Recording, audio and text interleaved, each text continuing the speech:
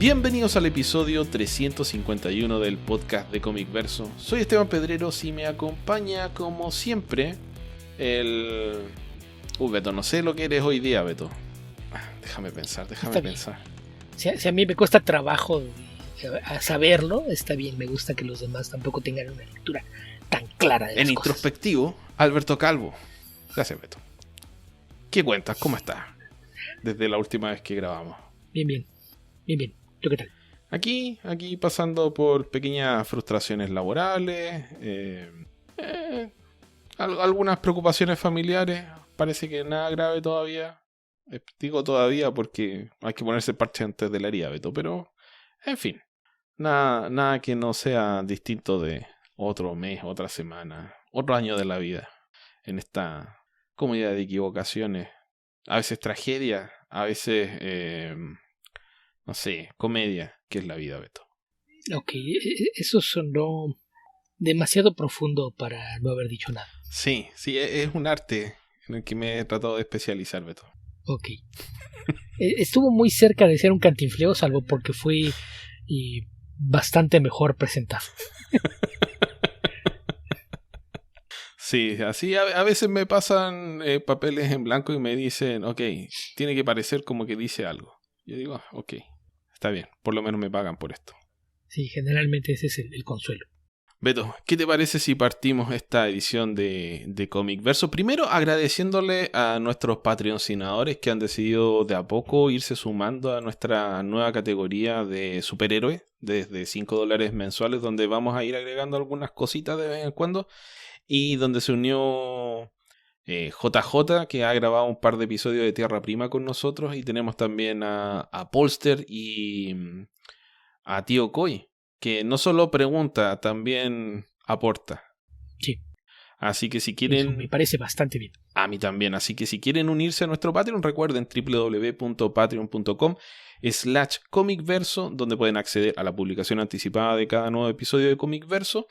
También a nuestros especiales mensuales que son exclusivos para patrocinadores. Y si están en el nivel de superhéroes, acceden a que les respondamos con preferencia en las preguntas que hacen todas las semanas, y en segundo lugar a estos pequeños minisodios que son exclusivos para superhéroes, Beto. Ok, me parece muy bien. Ok, Beto, entonces lo segundo que me gustaría que abordemos es Secret Invasion.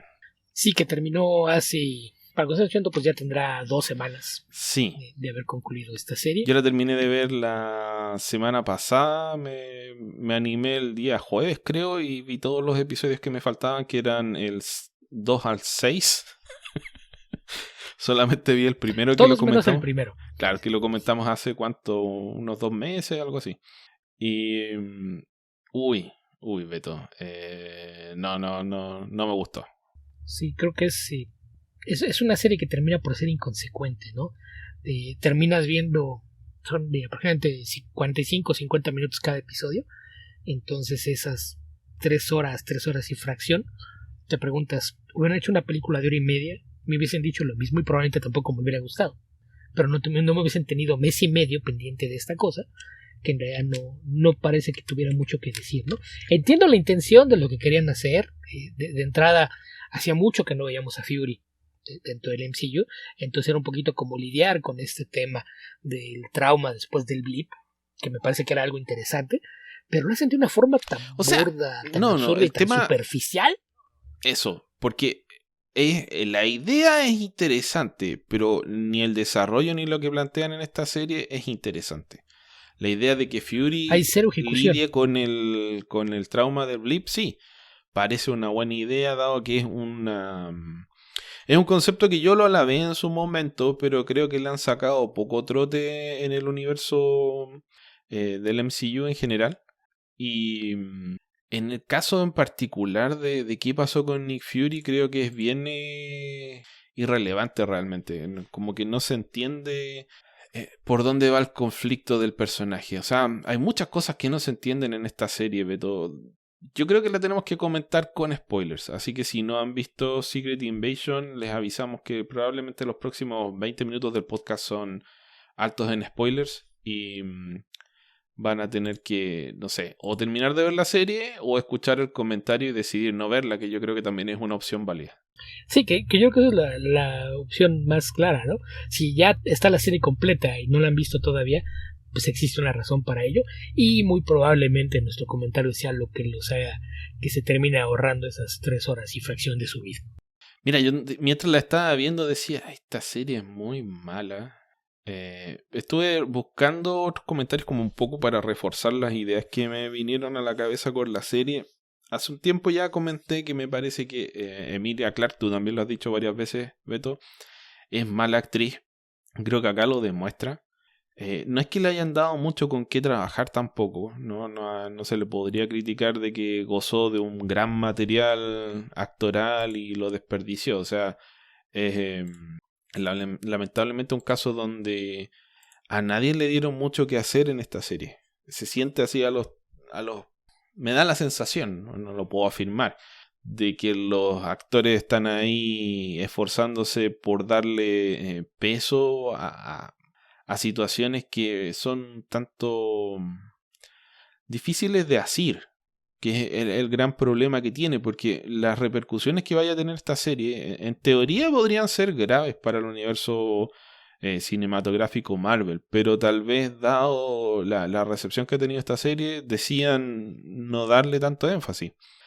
Porque lo que vemos al final de esta serie es que se revela la presencia de los Skrulls de forma masiva en la Tierra, con distintos afanes, algunos con el deseo de integrarse a la sociedad, otros con el deseo simplemente de sobrevivir en otro planeta, y otros derechamente con el afán de apoderarse de la Tierra. Entonces, hay el corolario aquí es que el presidente de Estados Unidos los declara persona non grata y declara temporada de caza de Skrulls, lo que obvio debería desembocar en una especie de, no sé, cacería de brujas a nivel mundial, que es una...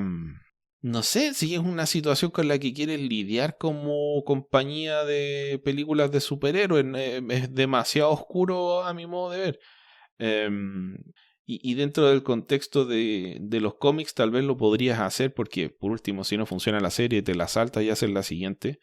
Pero dentro del universo Marvel tiene un poder de permanencia este tipo de desarrollos argumentales que son, no sé, pueden teñir de mala forma un periodo no menor del desarrollo de las historias. Entonces, no sé, a mí ese lado de partida me pareció una decisión un poco feliz de interpretación o sea, de consecuencias de esta serie. Y por el lado de... Sí, que sí, Beto. El tema es que eligiste plantar la serie alrededor de temas que son políticos por naturaleza. El tema de los refugiados, el tema de la desconfianza a la otredad, que es algo bien común en la ciencia ficción y en general en el entretenimiento. Uh-huh. Y decidiste hacerlo de una forma que no pareciera política. Entonces fue como que se trata de esto, pero no vamos a explorar el tema.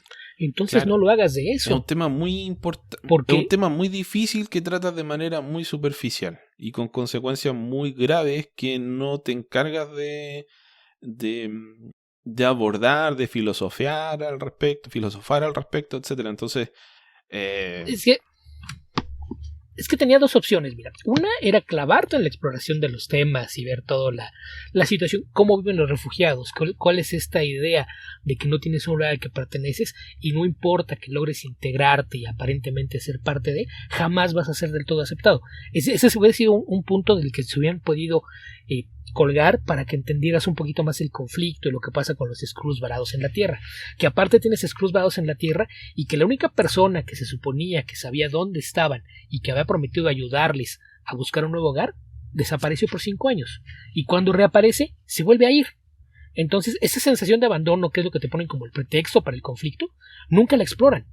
Nunca ves más allá de la reacción de Gravik y con lo que pasa con esto, porque incluso a Talos te lo presentan como una figura idealista y nunca tienes una discusión real. La discusión en el tren a Talos ni siquiera te lo presentan como idealista, ya lo dejan en ingenuo, queda un poco en ridículo en esa conversación que tiene en el parque con su hija cuando le dice por lo mismo. Exacto. Porque nunca profundizas en los temas. Ahora, no querías meterte en el campo minado que representa tocar un tema tan político. Tu otra opción era hacer desarrollo de personajes. Plantea la situación y olvídate de explorarla. Explórala como un microcosmos. Analiza la situación, cómo se siente Talos al respecto, cómo esto ha impactado la relación con su hija, cómo se siente Gravik al respecto y qué es lo que piensa Fury de todo esto y qué es lo que puede o no puede hacer al respecto. Y clávate en eso, en los personajes. A Fury, aparte, tenías ahí una puerta de salida con esta idea del matrimonio secreto que de repente se sacaron de la manga y no sabes cuál era la intención porque tampoco hacen nada con esa subtrama. Entonces así como que tenemos un montón de ideas pero no sabemos qué hacer con ellas. No, sí. Porque terminas por no explorar los temas macro y tampoco lo haces a un nivel micro. Entonces la serie no hay un solo personaje que te importe en toda la serie, ni siquiera Fury, a quien ya conoces. No hay nadie que te importe, no hay nada que le dé un peso a todo lo que está pasando en la serie y tampoco logra que te involucres con el tema en general. Entonces yo por eso decía, no me parece que sea mala porque no hay errores de ejecución de hacer estupidez a la hora de contártelo o cosas contradictorias. Es mediocre porque se toma un camino y decide irse por la fácil y no explorar ninguna vía, no pisarle callos a nadie y en el proceso lo que termina por hacer es no decir nada. Para mí ese es el concepto claro de mediocridad. No vamos a hacer nada que sea abiertamente malo, pero tampoco vamos a correr ningún riesgo. Vamos a quedarnos aquí en medio sin hacer nada. Eso es mediocridad. Sí, yo no estoy de acuerdo con que sea mediocre, Beto. Yo considero que es mala. Porque estoy de acuerdo con lo que dicen. No es que sea incompetente la narrativa de la serie. Pero en muchos aspectos tiene desarrollos que no... Aparte de lo que no dice, están las consecuencias que emanan de lo que tú estás viendo. Que no, por un lado no son exploradas, por otro lado no tenemos idea qué va a pasar con eso, pero están ahí para que uno las pondere si así lo desea. Y también están las cosas que pasan antes, o sea, hay mucha gente que odia, y ya lo hemos dicho muchas veces, que odia el último de los últimos Jedi, por la forma en la que se presenta Luke Skywalker, ¿cierto? Y Beto y yo creo que hemos sido bastante claros en la idea de que eso no es culpa de los autores de esa película, sino que es lo que presentó J.J. Abrams en la película anterior, porque es algo con lo que tuvieron que trabajar y lo desarrollaron de cierta forma. Ahora, que ahí el tema es que esa trilogía está mal porque le hicieron como un cadáver exquisito. No hubo una planeación de una trilogía. Fue J. Abrams, haz esto, y J. Abrams lo hizo igual que siempre, en la superficie, sin medir las consecuencias ni planeada a futuro. Le entrega esto así como que, Luke está desaparecido. La asunción que hace en ese caso el quien toma la batuta, que en este caso fue Rian Johnson, fue, ok, Luke se fue, renunció, los mandó a todos al carajo, no le importó seguir con esto. Y decidió explorar la historia a partir de esa concepción, qué podía hacer que él renunciara. Y hay todo un conflicto moral que se explora ahí, aunque a muchos años se quedaron en la superficie de no, nuestros héroes son infalibles, jamás haría eso. Que es una lectura que hace un niño de 3 años, no un adulto que es lo que están diciendo. Es que nos tratan como niños. No, si te tratan como niños, estarían dándote exactamente lo que quieres. Te están tratando de pensar como una persona pensante y no lo entiendes. Y en este caso fue tomar exactamente la otra vía. En lugar de explorar el impacto en tus personajes, la idea que estás presentando, se fueron por la fácil y pues se está pasando esto, pero pues a nadie lo afecta, no pasa nada. Sí, y mi punto iba por el lado de que agarras a Nick Fury y lo presentas en la época de Captain Marvel. Después en esta película, o sea, en esta serie dices, hay una discusión interesante ahí con Talos de, bueno, yo te hice Fury, yo soy el que te hice, yo soy el que te consiguió toda esa inteligencia, toda esa información que en definitiva te transformaron en el espía más importante del mundo, el que lo sabía todo, el que estaba preparado para todo. ¿Por qué? Porque tenías a Skrulls infiltrados por todas partes y te aprovechaste de eso. Pero la contrapartida de eso, y que es la parte difícil de entender, es que Nick Fury no hizo nada por los Skrulls. O sea, y no es porque un personaje no pueda hacer eso, sino porque como te lo presentan en unas películas, en otras versiones anteriores, versus cómo te lo presentan ahora, es que desde 1995 hasta el universo Marvel actual, que debe estar, ¿en qué año, Beto? Como en el 2000... Son como 5 años más, ¿no? Creo que sí. Algo así. Bueno. Sí, porque se han movido un poquito al futuro a causa del blip, entonces sí, 5 o 6 años por delante. O están en el 23 o en el 28, así que pónganle que son, ¿cuánto? ¿40 años? No, 33 años. 35 más o menos. En todo ese periodo, Nick Fury no encontró un planeta para los Skrulls y le siguió prometiendo lo mismo, que eventualmente algún día. Pero ni siquiera eso, en un momento decidió desaparecer, renunció, fue agobiado por los pesares de esta posición en la que él se ubicó como, no sé, protector del mundo. Y fracasó rotundamente y no sé, le dio depresión, no le dio depresión, simplemente no lo exploran, no lo dicen. Por lo tanto, uno le cabe asumir que, bueno, o es mentiroso, o es inútil, o simplemente quería aprovecharse de los Skrulls. Entonces, toda esta situación, y se lo dice el personaje de Olivia Colman, es generada por un lado, por las decisiones que tomó, por otro lado, por las promesas que no cumplió. Y ese es un problema para un personaje como Fury, al que ni siquiera le das, no sé, por último, un arco de redención. Porque esta serie no es un arco de redención. Si lo quieres plantear como, por último, el tipo es un fracasó, cometió un error imperdonable, etc. Por último, dale un arco de redención. Si se supone que es un superhéroe, ¿no? O no tan super, pero es Nick Fury, es un personaje importante. Y no, ni siquiera eso. O sea, el tipo soluciona la crisis inmediata hasta cierto punto, creando otra, porque finalmente le termina traspasando los poderes de todos los Avengers a un personaje que es el de Emilia Clarke. Y después se manda a cambiar al espacio. Y ahí están los Skrulls abandonados en la Tierra, con el presidente que los quiere perseguir y matar. Y Nick Fury, bueno, se supone que va a ir a negociar un tratado con los Kree.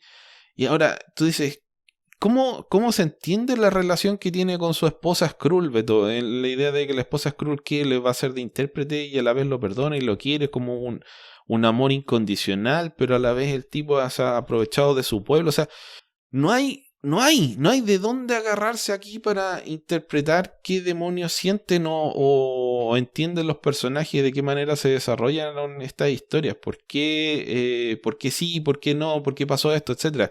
Es lo que termina pasando, es que simplemente inventaron fechas y como no hubo un desarrollo integral de la historia, bueno, empezaron a rellenar esos huecos con grandes pausas. Los personajes se están congelados durante 30 años y después los retomamos en esta historia.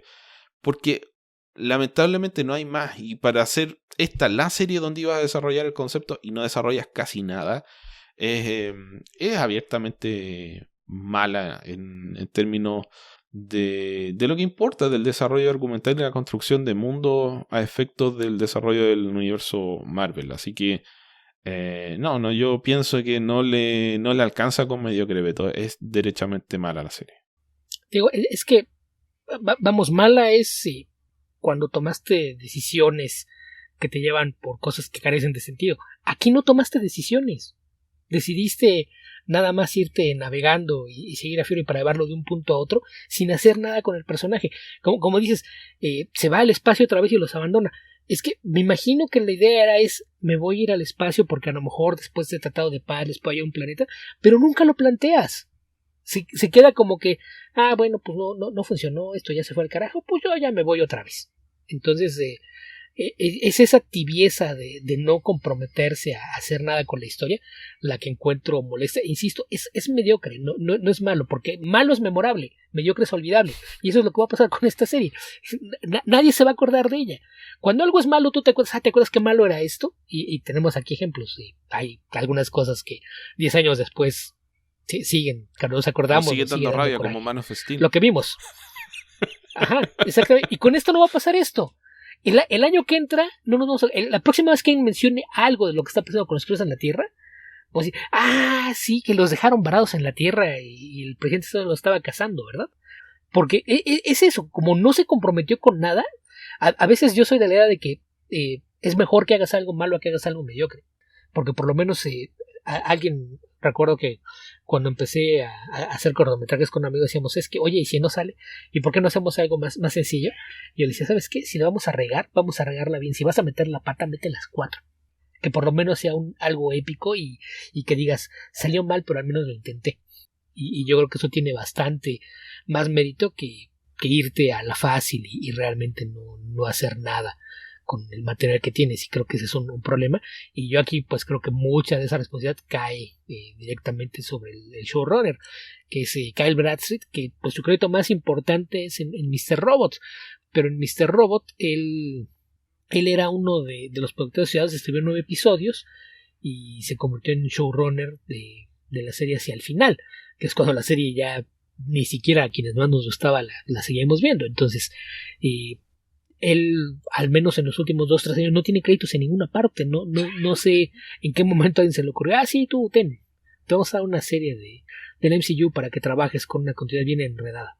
Entonces no sé de dónde se le voy a ponerlo a él, porque aparte otro problema que tiene la serie es que como no te involucras ni con los personajes, ni con la situación que estás planteando, ni con la idea de vamos a hacer una historia de espionaje utilizando extraterrestres, que va a ser una forma de hacerlo interesante y a lo mejor poder dejar de lado los temas más políticos, tampoco lo hace, y la serie es aburrida. Y esa es la parte más preocupante, porque al final, mira, si tú hubieses planteado esto como una serie donde prima la paranoia, no puedes confiar que estás hablando con alguien que no sea un Skrull, que cualquier persona puede ser suplantada por un Skrull. Por ejemplo, que Maria Hill, cuando muere, spoilers, se revela que es un Skrull. Eso hubiese sido más impactante como final del primer episodio, ¿cierto?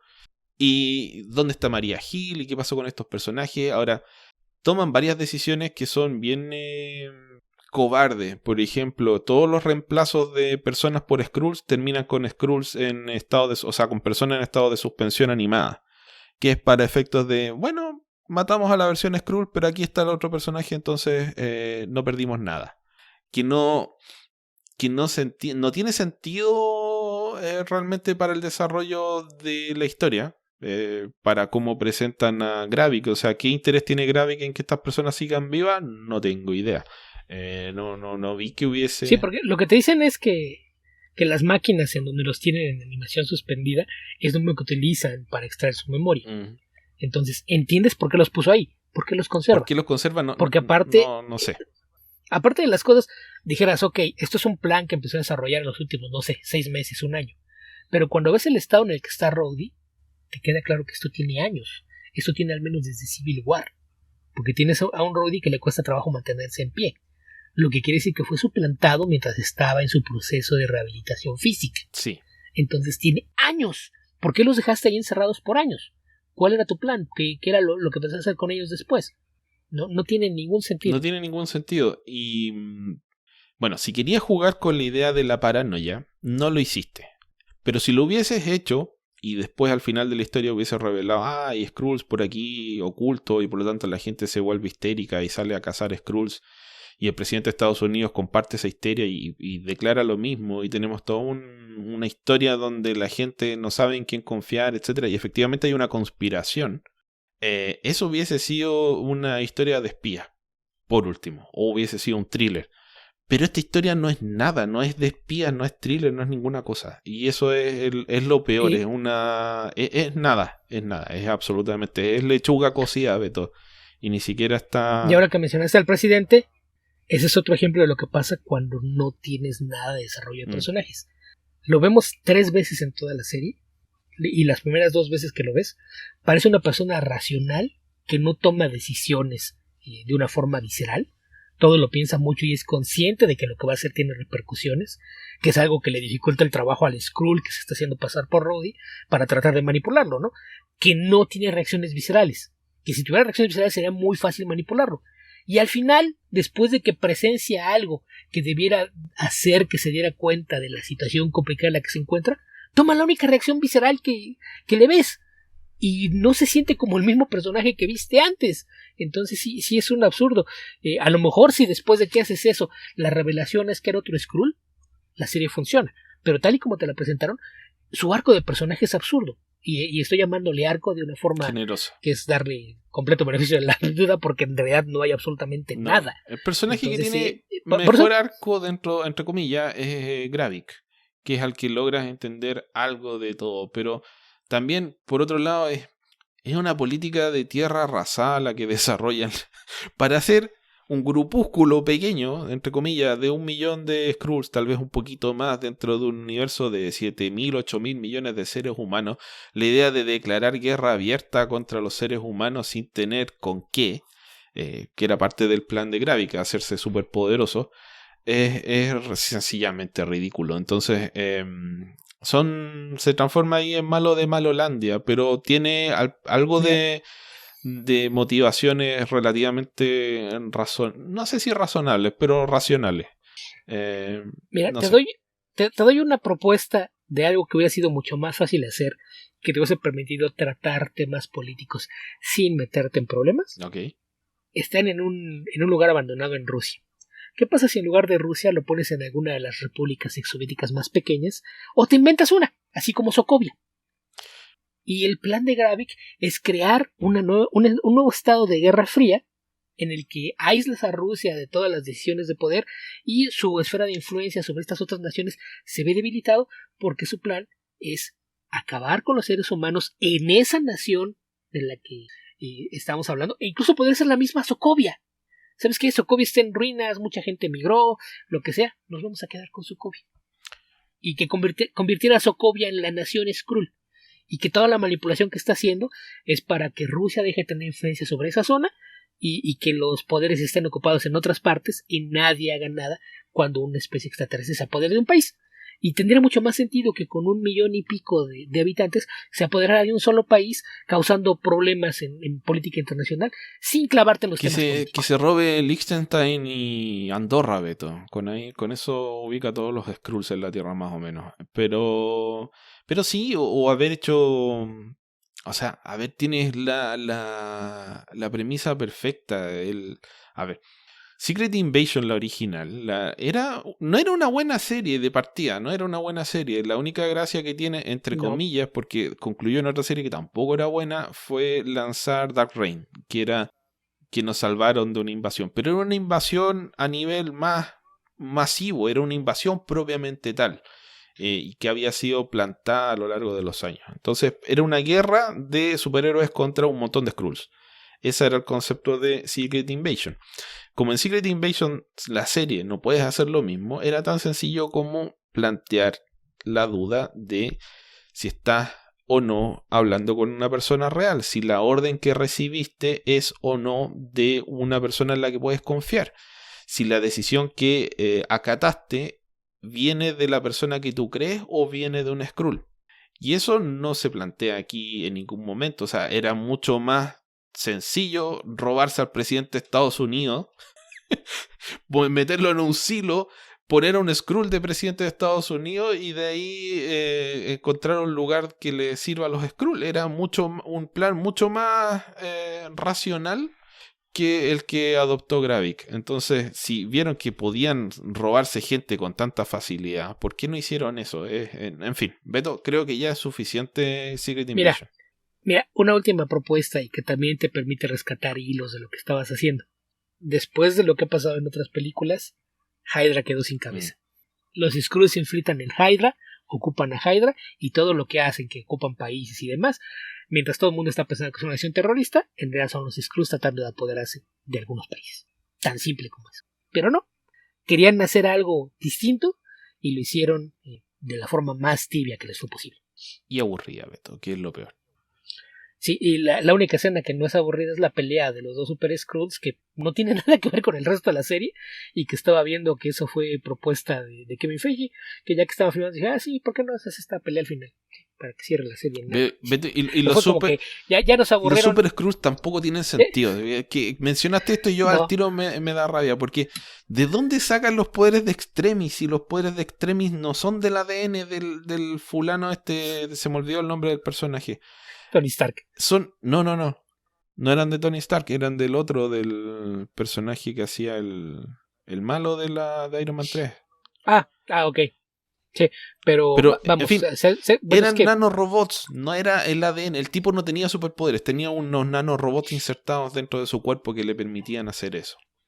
Entonces, sí. ¿cómo lo...?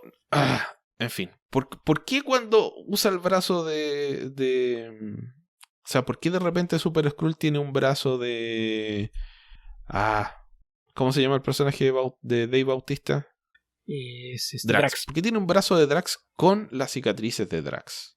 Sí, el ADN no guarda las cicatrices y además se supone que recolectaron muestras después de la batalla de Nueva York. Y el... No de la invasión de Thanos. Entonces en la batalla de Nueva York no estaban los guardianes, no estaba Drax. Y lo otro, Beto, tampoco el ADN te dará las habilidades en algunos casos, ok, pero no te da el conocimiento. Entonces puedes tener los poderes de alguien, pero no los vas a saber usar. En fin. Sí, tiene que haber un proceso de aprendizaje, no sales de ahí haciéndolo todo. Porque lo que hizo fue crear a los dos personajes más poderosos del universo Marvel, matar a uno de inmediato y al otro dejarlo ahí botado sin que sepas qué va a pasar con él. Entonces es un absurdo. Sí. No, mal por todos lados. Mal. Secret Invasion, mal. Beto, ¿qué te parece si empezamos a responder preguntas y partimos por nuestros patrocinadores? Pues me parece bien que están todos en Discord, así es de que nos vamos directo para allá y empezamos con Post Tercero, que se nos quedó una la vez pasada porque no habíamos pasado bien la lista de quienes estaban ahí y nos saltamos la de Post Tercero, que pregunta: ¿qué les pareció el cómic de Poe Dameron? Vi que Beto fue el traductor. Beto, eres la única esperanza de Post Tercero. Sí, porque seguramente no lo leíste porque no te gustan los cómics de licencia, como ya has dicho muchas veces. Pues es bastante buena, la verdad es que esa serie es muy entretenida, el arte a lo largo de toda la serie es muy realista y los precios son muy buenos porque es se me fue el nombre de este artista, que es de los que sí toma como modelos a los actores a los que está dibujando, entonces la apariencia que tienen es bastante cercana a quienes conocen pantalla, lo cual me parece que es Phil Noto, justamente. Pues de entrada, visualmente el cómic es muy bueno. El villano principal y recurrente que tiene a lo largo de toda la serie es un exoficial de inteligencia imperial que no se ha integrado de lleno a la primera orden, sino que como que lo está manipulando. Y otra cosa que me gustó es que él está visiblemente basado en la figura de Vincent Price. Es como tener a Vincent Price de villano de Star Wars. Cuando ya tuviste a Christopher Lee y a Peter Cushing de villanos. Es así como que para completar la trifecta de las leyendas del horror, por lo menos en cómics hay mi versión de Vincent Price. Y funciona muy bien, la serie es muy entretenida. Tiene mucho mejor desarrollo de personajes, no solo de Poe Dameron, sino el Black Squadron, todos los pilotos que lo acompañan. Ahí te encuentras con muchas de las cosas que nos hubiera gustado ver si no era un incompetente como JJ Abrams a cargo de esa parte de la historia. Probablemente hubiésemos visto más de ellos. A mí es que me gustó bastante y traduje casi entera la serie, nada más por ahí uno de los tomos coincidió con alguna de mis cirugías en los ojos, entonces por ahí hay un tomo que hizo alguien más. Si no me recuerdo fue Nacho Loranca quien tradujo uno de los volúmenes, pero el resto creo que terminan siendo algo así como 6 tomos, creo que yo hice el resto de la serie. En general es bastante buena y hay un número en particular que me gusta mucho porque empieza con una conversación entre dos veteranos que están hablando de las diferencias entre haber peleado contra el Imperio y ahora contra la Primera Orden. Y es una conversación que pues cuando empieza te confunde porque no sabes quién podría estar hablando, porque empiezan a hacer referencia a eventos en los que dices, ok, ¿quién pudo haber estado en los dos lugares? Y al final descubres que los están comparando notas sobre lo que les tocó vivir en las batallas, son Artudito y BB-8. Entonces es una secuencia bastante interesante porque son unas cuantas páginas que te hacen un resumen del conflicto y lo que implica la guerra con todas las repercusiones, la gente que perdieron, pilotos que murieron en las batallas de la Starkiller Base y de las 2 estrellas de la muerte y la comparación de cómo afectó esto a los movimientos de la resistencia y la rebelión. Entonces es bastante interesante hasta que se mete Tripio y los interrumpe y así contar la historia, pero en general me parece que es una serie bastante entretenida, muy muy buena. Ok. ¿Qué otra pregunta tenemos por ahí, Beto? Después de ahí pasamos a nuestro debutante en la lista de patrocinadores, que es JJ 2049, que esta también es de las que quedaron del episodio anterior, que dice: en el episodio reciente comentan que no consideran que All Star Superman sea un Ellsworth. ¿Por qué no entra en dicha categoría? Me parece que es simplemente una formalidad, pero técnicamente sí podrías decir que es un Ellsworth. Es que es una historia del tipo de las de los Ellsworths, solamente que apareció años después de que desapareció el sello de Ellsworth. Entonces, aquí la cosa es, ¿por Ellsworth te refieres a las cosas que traen el sello y que oficialmente se consideran como eso? ¿O te quieres referir hacia todas las historias que tienen lugar en realidades o líneas temporales paralelas? Porque si es lo primero, no es. Si es lo segundo, sí entra. Sí entra, pero además All Star Superman, que es la razón por la que lo dije así, es que tiene la intención de ser parte integrante del canon de Superman. Lo puedes ubicar un poco más en el futuro, la mitad, qué sé yo, pero es una idea de hacer una especie de resumen del personaje y contar una historia donde todas las historias anteriores valen. Por eso hace tanta... aparecen tantos personajes de historias famosas de la Silver Age principalmente. Entonces... Mira, en realidad es muy simple. Esto es Alan Morrison pensando. En 1986 Alan Moore hizo For the Man Who Had Everything. Voy a hacer una mejor. Es toma mi cerveza. Voy a hacer una versión mejor. Porque sí. no solo voy a hacer una versión mejorada, la voy a hacer más compleja, con capas, y hasta voy a mencionar y su menos trabajo. Triste, que ese es otro tema. Además. Porque es más esperanzadora. Es más esperanzador el tono de All Star Superman versus el tono bastante sombrío, por lo menos del final. O sea, no, es sombrío en general el tono de. Para el. No, ¿cómo se llama? Es derrotista, For the Man Who Had Sí. Everything. No, pues no es para el hombre que todo lo tenía todo. ¿Cómo se llama la historia? No es cierto, es Whatever Happened to Man of Tomorrow. ¿Qué le pasó al hombre del mañana? Sí. Esa es. La otra es la de la flor. Claro, como un ghoul. Sí. Así que dos historias muy buenas, por cierto, pero el tono es muy distinto. Porque estamos hablando en que ya estaba desencantado los superhéroes y quería hacer otras cosas, y lo veo como que, ok, aquí le ponemos punto final y me voy a hacer otras cosas. Y la diferencia es que Grant Morrison le tiene mucho aprecio a los superhéroes como iconos mitológicos. Entonces creo que eso es lo que hace que tome un enfoque completamente distinto a cómo abordarlo. Ok, ¿qué más tenemos, Beto? El mismo JJ dice: siento que es un tanto irónico que uno de los puntos principales de DC Rebirth era traer de vuelta a Wally West. A este se le ha tratado de mala forma desde su regreso, y me percaté que van más de 6 veces que lo eliminan del server, o lo matan, pues. No sé si lo han matado tantas veces. A ver. Sí, no creo que sean tantas. Aquí yo difiero de que era uno de los puntos principales. Más bien, la idea era como, ok, esta versión de DC que hicimos con los New 52 no resultó. Entonces con DC Rebirth vamos a tratar de darle marcha atrás y regresarnos un poquito a donde estábamos. Y parte de hacer eso, pues, era regresar a personajes de los que se habían deshecho o les habían restado importancia. Entonces lo trajeron de vuelta, pero nunca fue uno de los puntos principales, ni era, sí, todo tiene que hablar de esto. Lo que pasa es que toma un punto central porque siempre han usado los Flash como un punto central. Y además era un personaje más representativo del espíritu de la idea de Rebirth, de DC Rebirth. Servía mejor para ilustrar la idea. Yo recuerdo que escribí un artículo bastante largo respecto de esto hace, ¿cuánto habrán sido? Casi 10 años, me parece. Así que lo pueden buscar por ahí en Comic Verso. Tal vez el tono es un tanto distinto. Recuerdo que me gustó bastante la historia en sí, el especial, pero mucho de lo que salió de ahí la verdad es que no dio para sostener la esperanza. Yo creo que el tema con Wally West es bien sencillo, JJ, y tiene que ver con Barry o Wally. Barry o Wally. Barry o Wally. Y dependiendo de quién responda, quién esté a cargo de dar esa respuesta, tienes estos virajes de timón. Porque, ¿qué pasa cuando inviertes, no sé, $200 millones en una película como The Flash y decides poner de personaje principal a Barry Allen? Bueno, los cómics, en teoría, no es así, porque finalmente Wally West es Flash actualmente. En teoría, el protagónico de los cómics debiera ser Barry Allen. Así que yo creo que ahí probablemente hubo un tira y afloja dentro de DC respecto de quién tenía que estar al mando. Y también, quién le dio la autorización o la luz verde a Tom King para transformar a Wally West en el trágico e idiota personaje de... ¿cómo se llama? Crisis de... Héroes en Crisis. Entonces, no sé, no te puedo dar una respuesta porque probablemente ni siquiera en DC la saben. Creo que hay un tema ahí de cambios de liderazgo que es, no sé, se nota en los cómics. Sí. Y que el tema es que hasta ahorita con esto de Dawn of DC están terminando de limpiar mucho de lo que quedó. Que a fin de cuentas lo que pasó fue que cuando le daron todo a Mark Jamis, esto era un caos.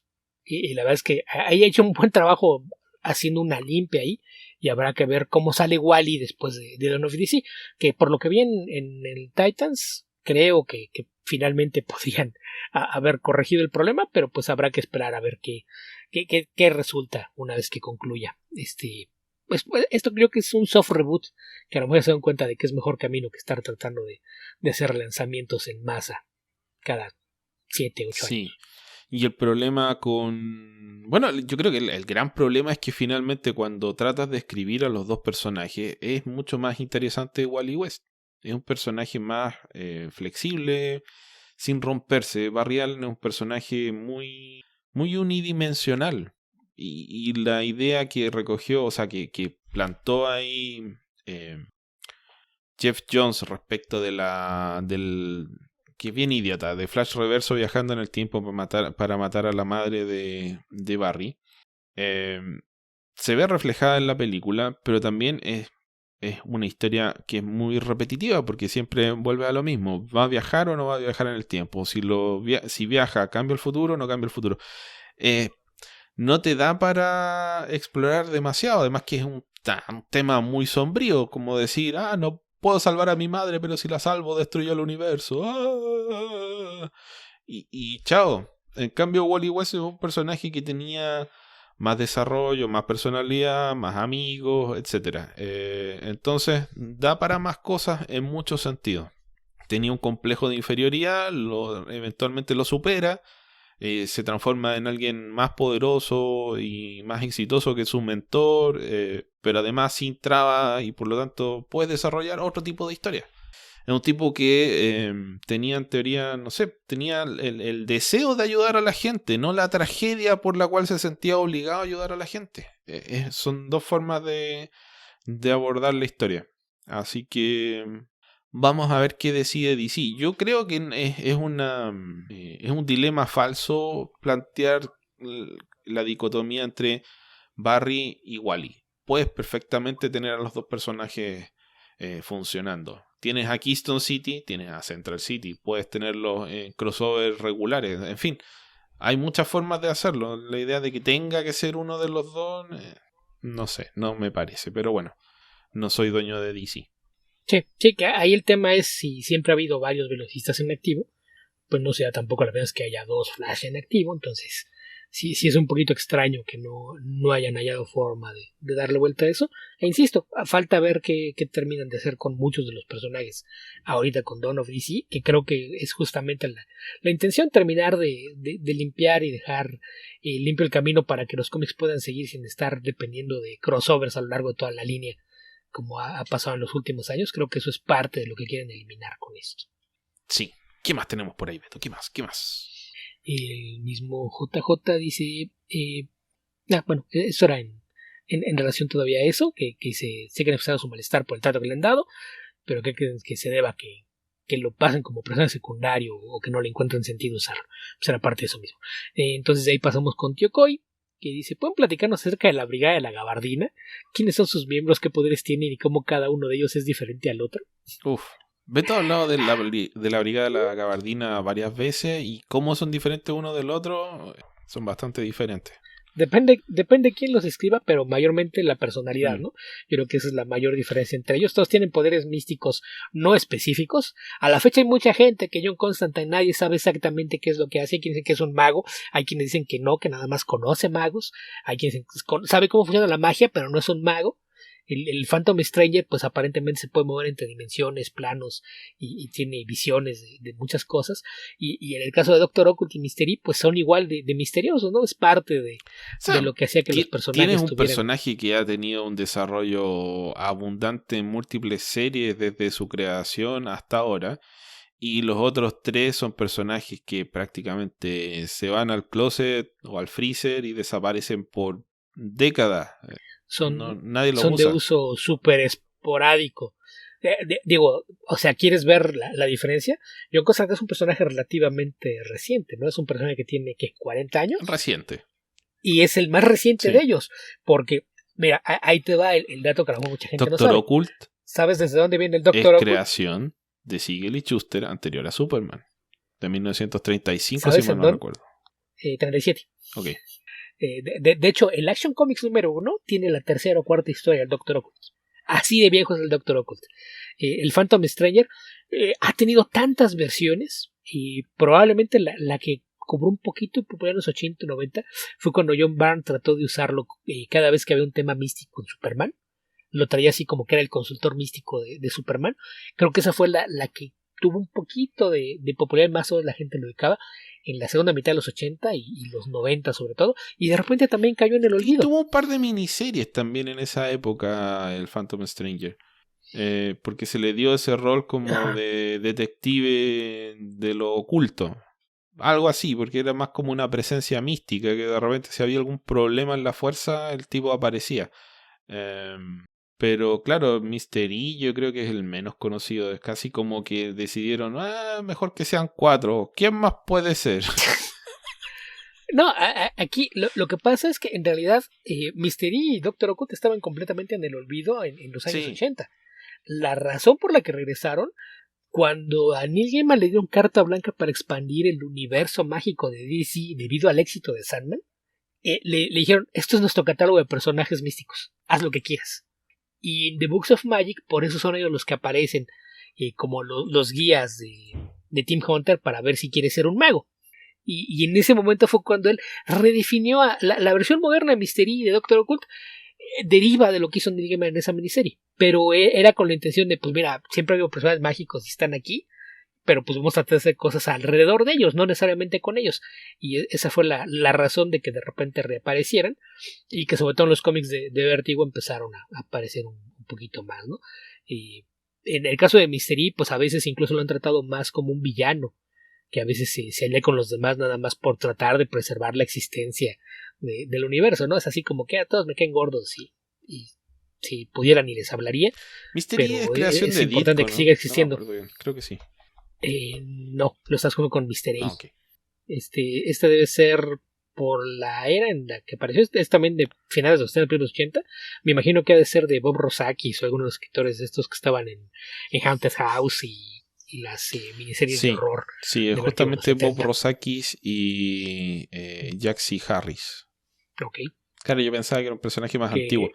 No, Mystery es desde finales de los 70, principios de los 1980. Un poquito más viejo que yo. Ok.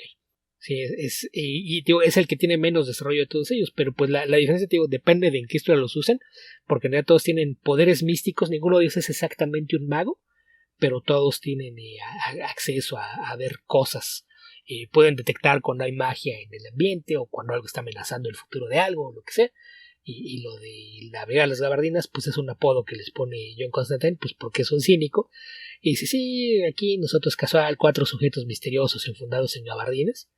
Seguramente le esperamos confianza a ese niño de 12 años. Vi a 4 tipos en la esquina enfundados en una gabardina. Dijo, sí, se ven confiables esos tipos. Y él fue el que les puso el apodo de la Brigada de la Gabardina. Ok, Beto. Yo creo que ese es el mayor desarrollo que han tenido.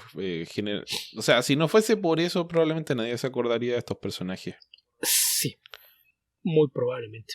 Y todo tiene que ver con Books of Magic, y que fue cuando le dieron a Gaiman permiso para sentar bases de expandir la magia en DC y en particular la versión de Vértigo, que es distinta a la que vemos en el universo DC regular, pero pues eso.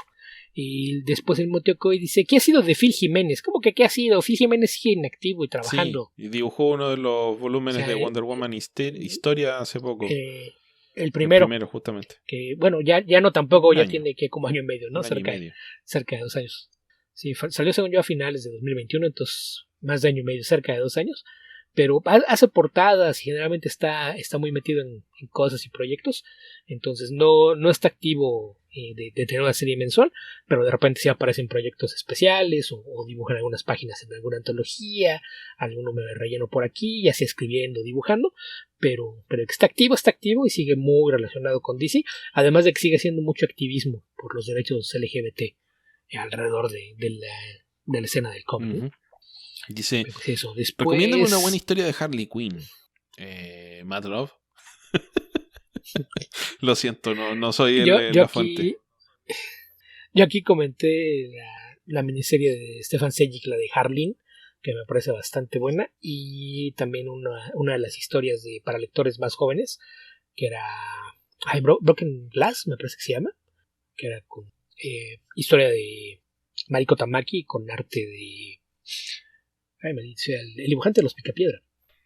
Steve Pugh. Sí, ellos hicieron una historia que sí es completamente fuera de continuidad, con una versión más joven de Harley Quinn, que también es bastante buena. Breaking Glass. Ok. Y esas son bastante buenas, y pues dependiendo también qué clase de cosas te gustan con Harley Quinn, ¿no? Si te gusta el tono irreverente de tenerla como antiheroína, pues también creo que es obvio que hay que echarle un vistazo a la serie animada, ¿no? Que es bastante buena. Ok. ¿Qué más? De ahí el mismo tío Coy pregunta: ¿hay algún grupo del cómic Nirvana? ¿Algún cómic del grupo Nirvana? Pues yo recuerdo haber visto de esto se llamaba, creo que era Blue Ocean, que hacían como cómics biográficos con historia de bandas de rock. De eso hay al menos uno, no recuerdo haber visto otro. Mira, yo anduve buscando y parece que existe una biografía de Kurt Cobain, pero cómics del grupo Nirvana exactamente no. Lo que sí existe y que salió publicado hace algún tiempo son algunos cómics que hizo Kurt Cobain, que dibujaba, pero no ni se entienden mucho ni son muy bonitos. Simplemente eran dibujos que hacía, garabatos que ponía en su libreta de notas mientras escribía letras, qué sé yo. Y por ahí si eres ultra fan de Nirvana puede que te interese, pero más allá de eso yo no recuerdo nada. Hay una serie de cómics que se llamaba Hard Rock Comics, que de repente le caban números a bandas de rock. De ese no estoy seguro, pero no me extrañaría que haya alguno de Nirvana. Ok. Pero sí, específicamente así como convertirlos en personajes de ficción, así como iba a pasar con Kiss, según yo nunca hubo nada como eso, pero sí algunos que tienen así como que la historia de la banda y demás. Creo que hay al menos uno de estos, no me acuerdo si era Blue Moonstone o Blue Ocean los que hacían esta clase de cómics, pero esos de Hard Rock Comics publicaban muchos especiales que eran así como especies de documentales de bandas, por ejemplo los primeros años de Metallica, y era cuando estaba todavía de Mustaine con Metallica, y te contaban cómo decían se priva de la banda. Entonces, según yo, de esos puede que haya también uno de Nirvana. Hay un cómic que se llama Kurt Cobain, una biografía de pienso que es David, pero bueno, David Aceituno y David Buisan. No sé si son David o David. Perdónenme. Depende de dónde sea. No, son David, porque son de España. Pero también depende de cómo presenten su nombre, porque ya hemos hablado del caso de gente que utiliza el nombre en una versión anglizada. Bueno, en fin, pregúntale a ellos. Sí, será lo más práctico. Sobre todo si el apellido es ficticio, porque ahí sí ya. Bueno, ambos son españoles de Barcelona. Uno es David Aceituno de Badalona, el otro es David Buisan, que vive en Barcelona. Está disponible en, si todavía en allá, Amazon. Entonces, probablemente sí son David los. Sí. Si no se mudaron, es lo más probable. Ok. ¿Qué más, Beto? ¿Qué más? Y después el mismo tío Coy pregunta: ¿existen más hijos de Ra's al Ghul además de Talia? Sí.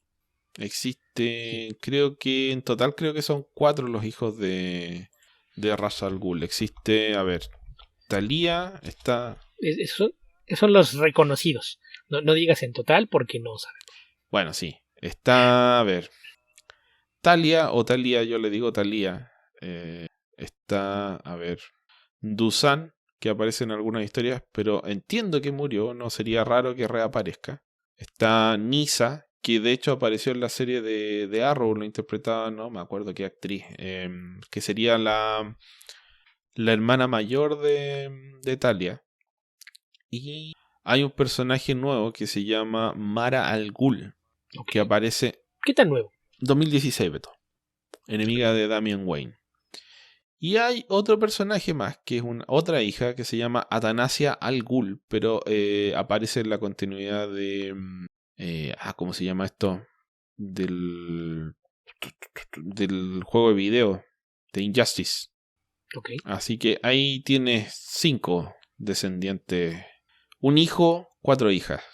Y si dices descendientes, también un nieto. Sí, bueno, es que estaban preguntando por los hijos, ¿no? El nieto también está por ahí. También está el padre de Ra's al Ghul que podríamos mencionar, que es el Sensei.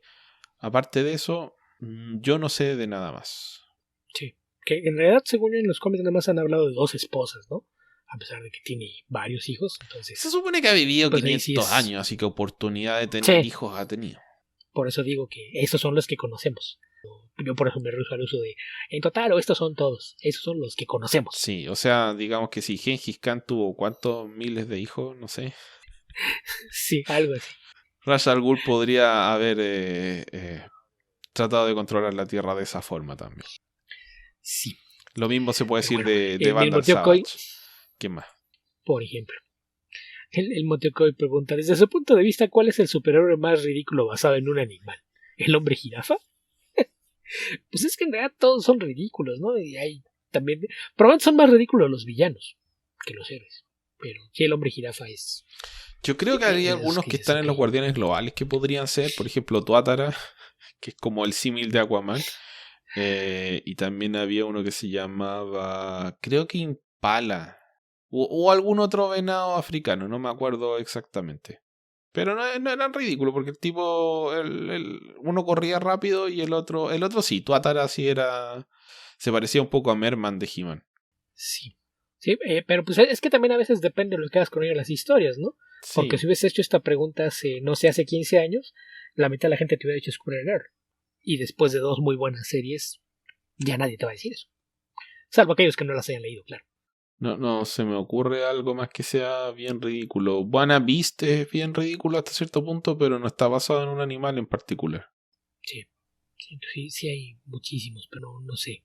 Porque aparte hay muchos también de editoriales independientes que luego ves, nada más de ver portadas, ya no te dan ganas de leer lo que está dentro, ¿no? Sí, puede ser. Sí, hay otros que... Por ejemplo, hay uno que es bien llamativo, pero no lo pondría en esta categoría de ser ridículo. Mantis, que es un personaje de Jack Kirby de los New Gods. La Madonna Celestial. Ok. No, pero esa es otra Mantis, pues, Beto. Es la otra Mantis. Si tú estás hablando de DC, yo me refiero a la de Marvel.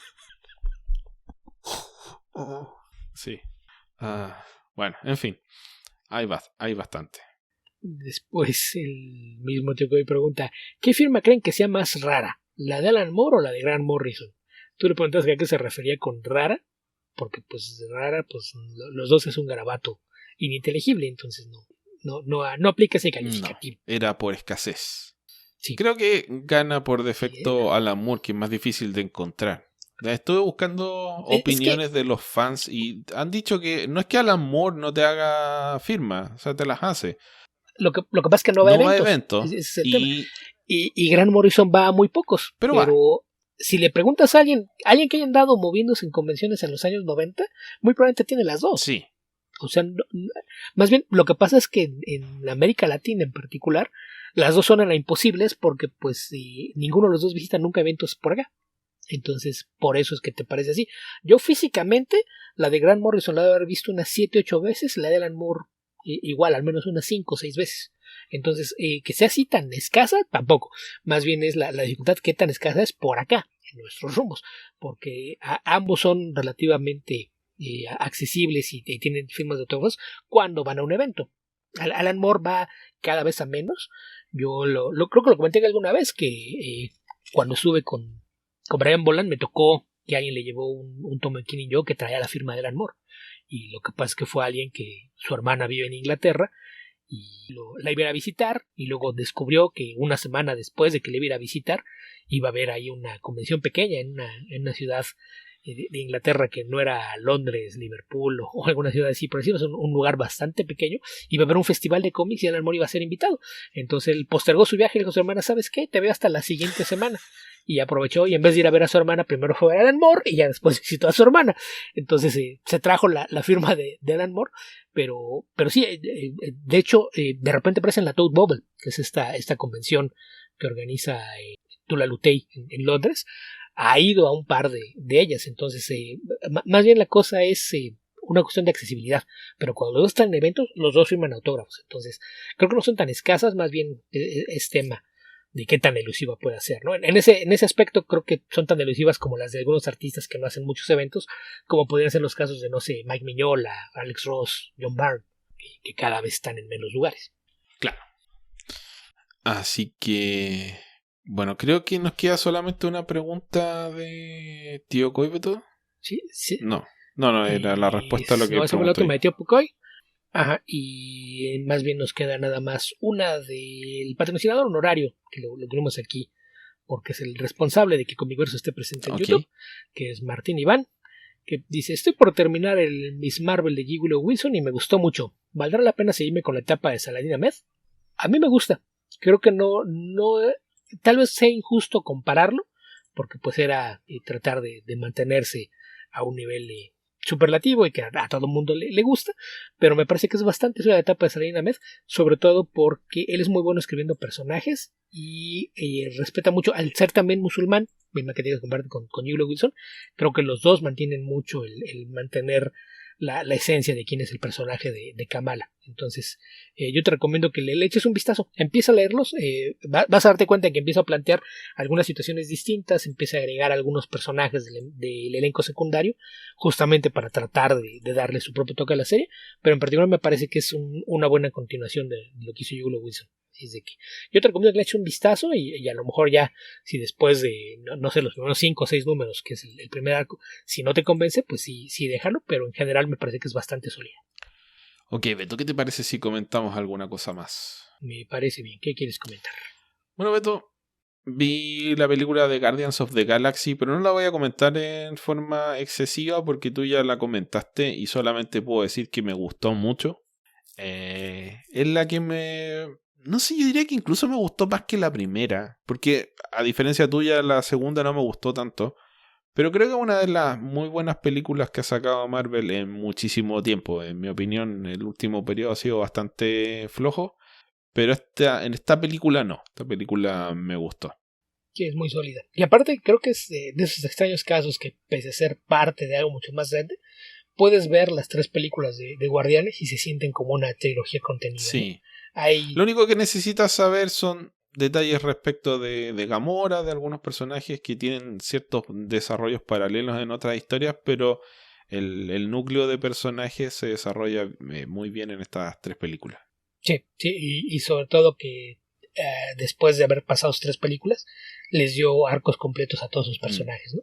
Todos tienen un arco muy marcado de origen, desarrollo a cómo terminan, y no son cosas que fueran improvisadas, ¿no? Sí hay un desarrollo bastante sólido de ellos. En este caso, aparte de que el centro es Rocket, creo que lo que hace con Drax también es bastante destacado, y también lo que hace con Mantis. Termina por las personalidades que les permitan incluso funcionar fuera de un equipo de guardianes, ¿no? Y aparte está tan bien planificado todo lo que hizo James Gunn con esta película, que es así como que pues yo aquí cierro con esto, acabo con los personajes que yo traje, pero les dejo a estos y les dejo el material para que puedan seguir haciendo cosas con los guardianes en una versión distinta si así lo deciden, ¿no? Y tenemos un equipo distinto al final, pero con algunos guiños también a los cómics, sí. ¿No? Porque una de las niñas que rescatan es parte del equipo, y lo que me llamó la atención fue el nombre. ¿Sí viste cómo la llaman? No recuerdo en estos momentos. Fayla. ¿Qué? ¿No te suena el nombre? ¿No sabes quién es Fayla Bell? Fayla Bell. Ah, ok. La hermana de Janice Bell. Así es de que no sé si esa es la intención, pero me pareció un buen guiño utilizar el nombre.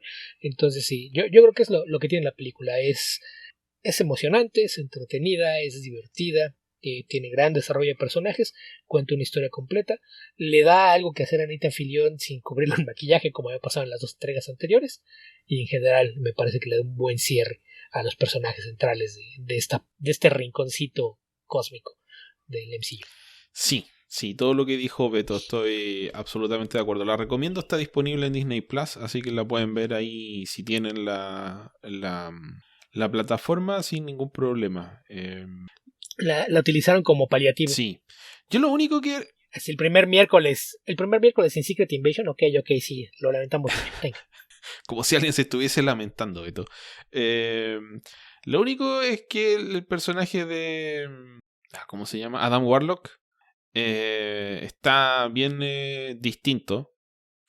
Pero creo que, bueno, la idea aquí era presentarlo solamente y darle un desarrollo posterior. O sea, explican un poco por qué es tan idiota, básicamente. Porque el personaje de los cómics es más bien un desgraciado más que un idiota. Porque carece de moral. Y ese es el tema, que el arco en los cómics, todo lo que hizo Sterling con él, si alguien naciera sin moral, cuál sería el camino para irlo humanizando poco a poco. Aquí obviamente eso hubiese sido bastante más difícil, entonces hacen lo más cercano, ¿no? No es alguien sin moral, es alguien que fue criado por una bola de extremistas fanáticos religiosos y pues fue malcriado, además eso lo convierte en un idiota, pero que tiene de una forma resumida y bastante distinta este arco de entender que no existe ninguna necesidad de que sea así. Sí, se dan un par de instancias en las cuales alcanza un mínimo desarrollo, pero claro, si son fans del personaje, que no veo por qué, es posible que les moleste un poco. Más allá de eso, la película cumple 100%. Sí, mucho.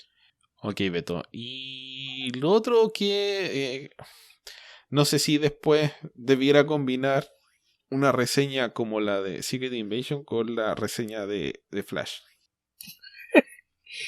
No sé por qué te haces. No sé si queda balanceado el podcast si hago eso, Beto. Me parece que no. Tal vez debiera descargarme solo en un minisodio.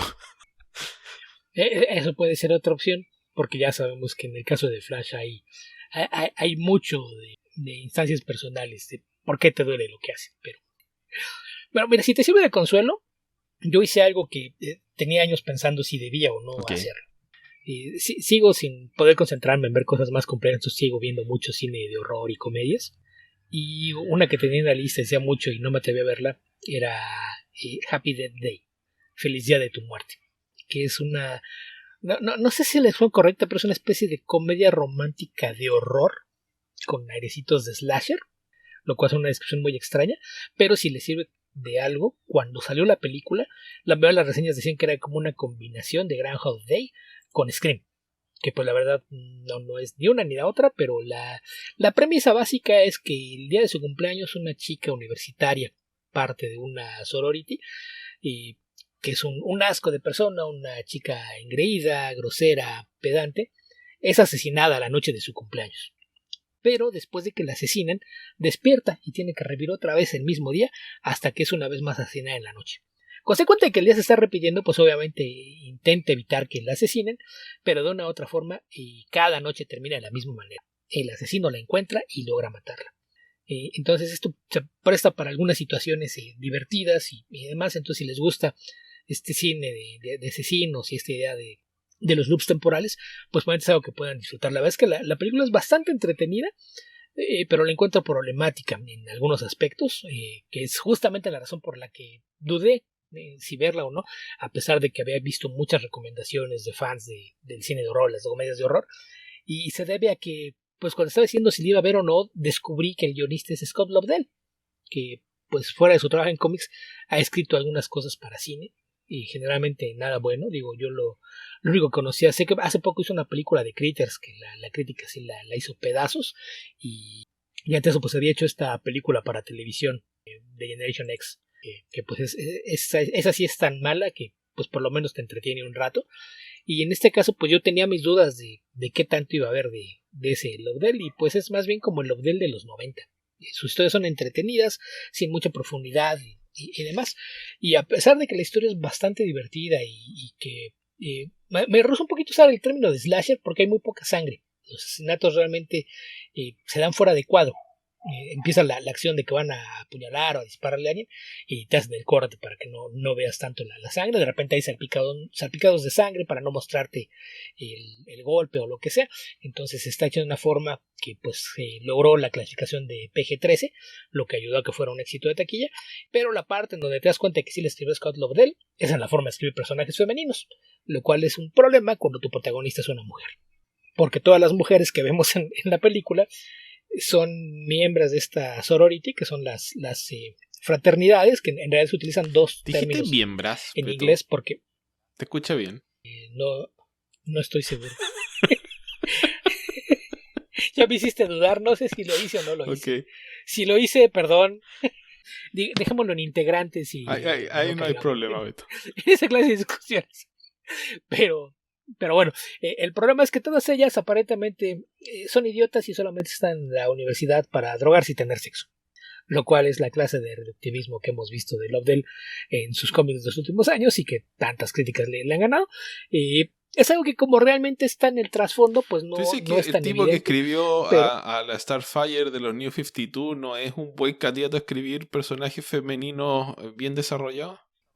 Mira, yo siempre voy a decir que es incapaz de escribir un personaje femenino bien desarrollado hasta que él me demuestre lo contrario. Y yo dudo que algún día vaya a pasar. Que aparte sabemos que pues últimamente no tiene mucho trabajo, porque también es una persona bien conflictiva, que yo soy de la idea de que más que ser un cretino, es un imbécil. Carece de criterio. Carece de criterio.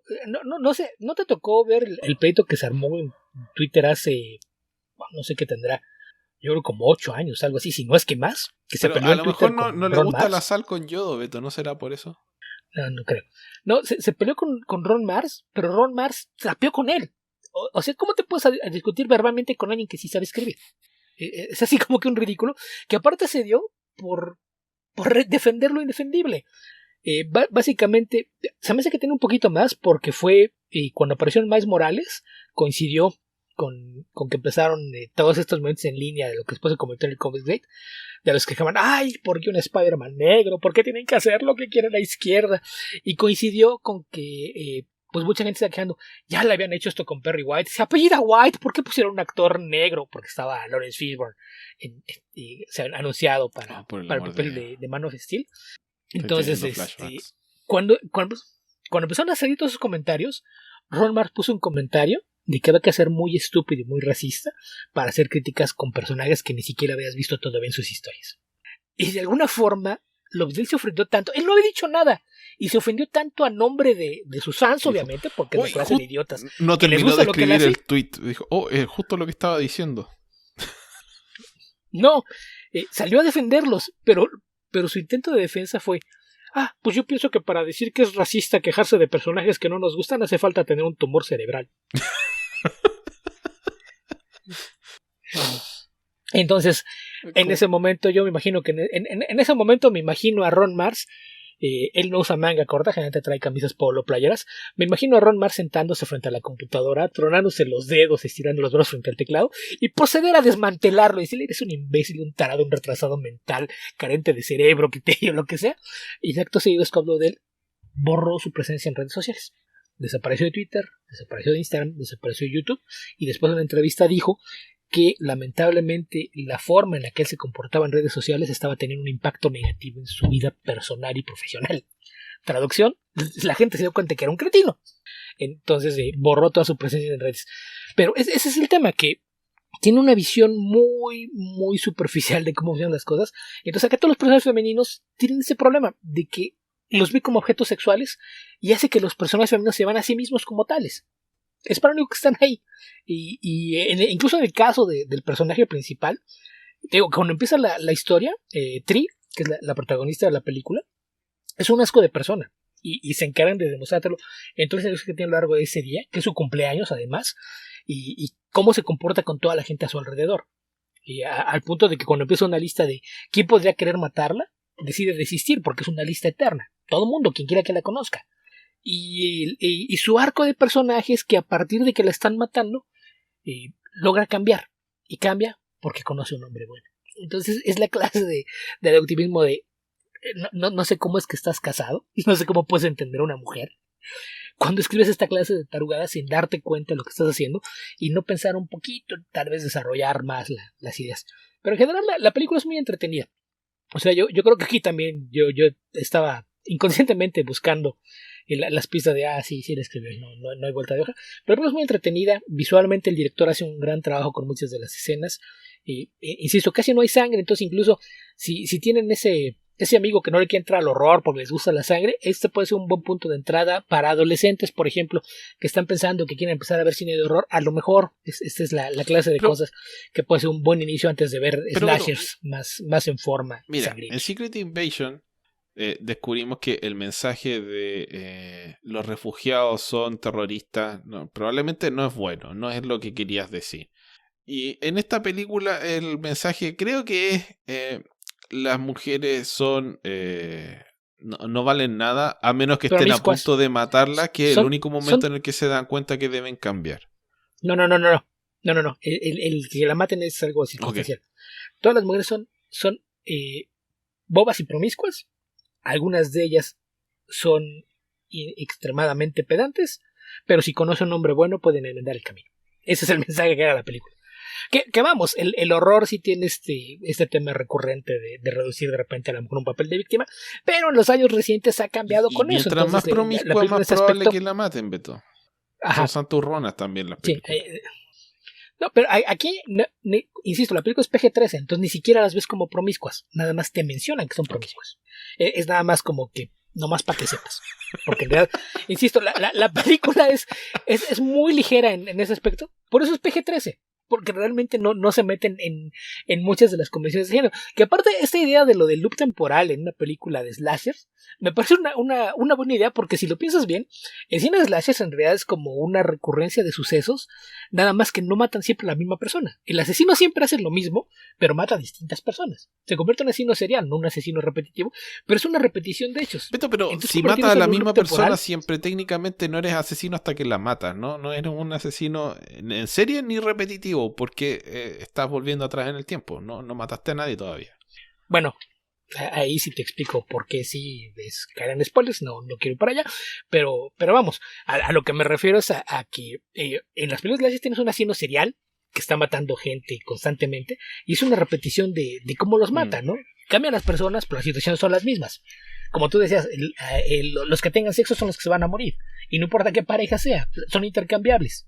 Y en este caso, pues era como que la diferencia es que aquí la víctima es la misma.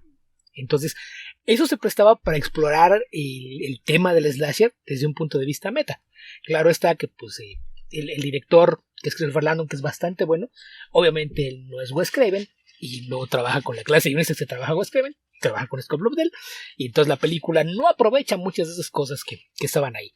Entonces, me gustó lo bastante como para dar una oportunidad a la segunda, que también dicen que es bastante divertida, entonces no sé, ya la veré y reportaré, pero pues eso, nada más decirles que se siente como el Scott Lobdell de los 90. Es entretenido y no tan ofensivo, pero si les rascan un poquito, sí están ahí las pistas de que sigue siendo el mismo cretino de siempre, no importa si escribe cómics o películas. Ok. ¿Qué te parece si respondemos algunas preguntas más antes de despedirnos, Beto?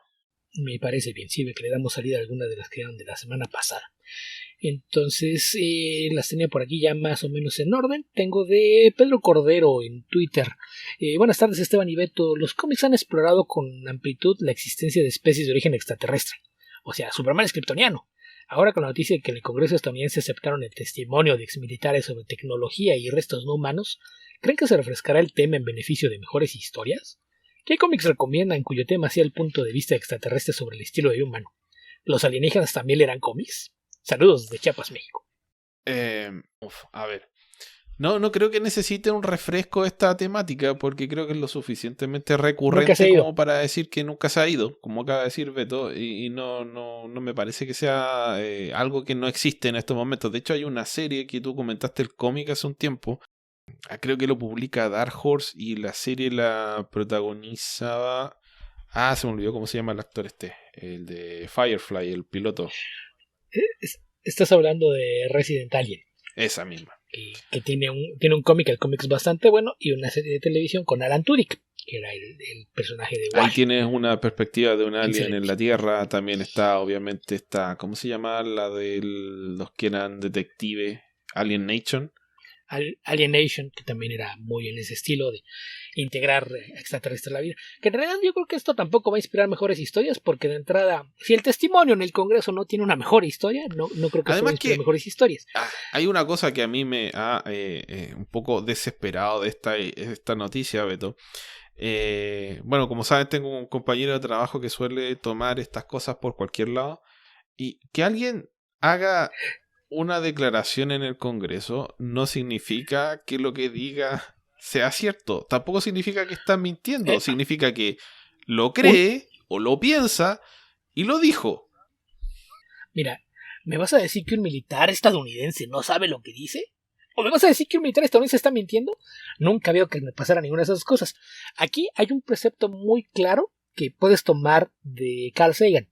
Carl Sagan decía, una afirmación extraordinaria requiere pruebas extraordinarias. Sí, yo generalmente le digo a la gente que tú sabes que existe. Cuando me empieza a decir cosas y yo digo, wow, no hay nada que afirme esto. Les digo, no haga afirmaciones temerarias, por favor, le digo a la gente. Mira, esta audiencia del Congreso, otra cosa, pónganlo en contexto. Quien presidió la audiencia fue Matt Gaetz. Ese congresista es un imbécil. Es el mismo idiota que cuando empezó la pandemia le dijeron que no podía entrar al Capitolio si no llevaba un cubrebocas o una mascarilla. Empezó a llegar todos los días al Congreso con una máscara antigases de la Segunda Guerra Mundial. Y se paseaba con eso por el Congreso y burlándose de que además, mi máscara me protege mejor que la no tuya. Sirve. Ajá, porque no es filtra hacia adentro, no hacia afuera. Que requieres. Y filtra otras cosas. Y la otra que traía la máscara con la manguera y no traía la tapa del filtro de la manguera. O sea que ese es el imbécil que fue el que orquestó que hiciera todo esto. Entonces, realmente, que existen teorías de qué sucede desde hace mucho. El caso es que pueden decir misa, pero si no presentan pruebas, es lo mismo. Dicen, sí, yo lo he visto y tengo más pruebas que les puedo dar en una audiencia privada. Y entonces, ¿para qué sirvió eso? Entonces, sí, yo lo veo bastante absurdo, pero sí es un tema que en la ficción existe y siempre ha existido y no deja de existir. De hecho, hay uno de los cómics de James Tynion, de Blue Book, trata sobre abducciones y toda la documentación que hay de esto. Es un cómic más de aire documental. Lidia con muchas historias. Entonces, el tema nunca se ha ido, nunca se va a ir. Va a seguir por ahí, pero dudo que esto tenga alguna repercusión en cómo se le aborda. Mire, yo creo que si los alienígenas se precian de algo y han desarrollado lo suficiente su cultura como para viajar por el espacio y recorrer millones de años luz en un santiamén, claramente deben tener cómics, porque es un escalón más abajo en el desarrollo de la civilización, pero absolutamente necesario. Así que yo creo que sí leen cómics los extraterrestres. Y ahorita que mencionaste de la tecnología avanzada y poder viajar a través del universo, ¿tú crees que tienen la tecnología para hacer todo eso y llegar a la Tierra y cada vez que llegan aquí se estrellan? Qué casualidad, ¿no? Sí, y miran nada más, y se dejan ver y salen arrancando, o sea, es... No, y siempre que se estrellan es en Estados Unidos, además, curiosamente. Así que, no sé, mira, algún día tal vez nos sorprendamos y efectivamente existen extraterrestres, tal vez estén entre nosotros, tal vez sean Skrull, pero mientras no tenga pruebas... Ahora, yo no soy de las personas que no piensan que existen extraterrestres, yo soy de las personas que no creen que haya pruebas de que existen extraterrestres. Eso es muy distinto. Ciertamente no le encuentro razones de que anden paseando por acá. Algo que desde hace mucho. ¿Creo que existe vida en otros planetas? Sí. ¿Creo que hay vida inteligente en otros planetas? Sí. Pero aquí la premisa es, si realmente son inteligentes, ¿a qué diablos querrían venir a la Tierra? Eso es por un lado. Pero bueno, hay gente que pasea por ciertos lados y uno dice, bueno, tal vez son curiosos, aventureros, es posible. Están las teorías de las civilizaciones grado 1, que no nos queremos encontrar con una, qué sé yo. Pero hay o sea, están las distancias del mundo, está la imposibilidad de recorrer grandes distancias, o sea, la distancia del universo, la imposibilidad de recorrer grandes distancias.